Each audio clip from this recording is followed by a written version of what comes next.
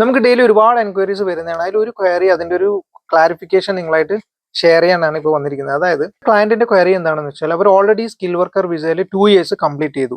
അതായത് main അപ്ലിക്കന്റും dependent പാർട്ട്ണറും ഉണ്ട്.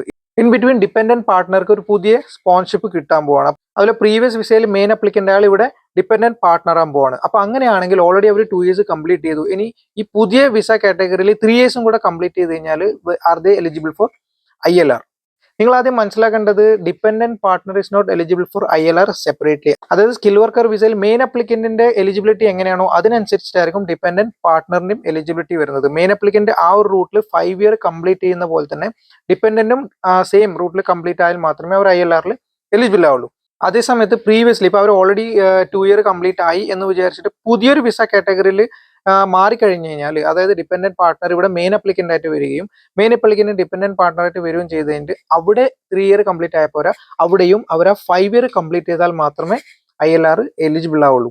So applications submit ചെയ്യുന്നതിന് മുമ്പ് നിങ്ങൾ ഒരുപാട് ശ്രദ്ധിക്കേണ്ട കാര്യമുണ്ട്. ഇതുപോലെ ഇമിഗ്രേഷൻ സ്റ്റെപ്സ് എടുക്കുന്നതിന് മുമ്പ് please get a proper advice.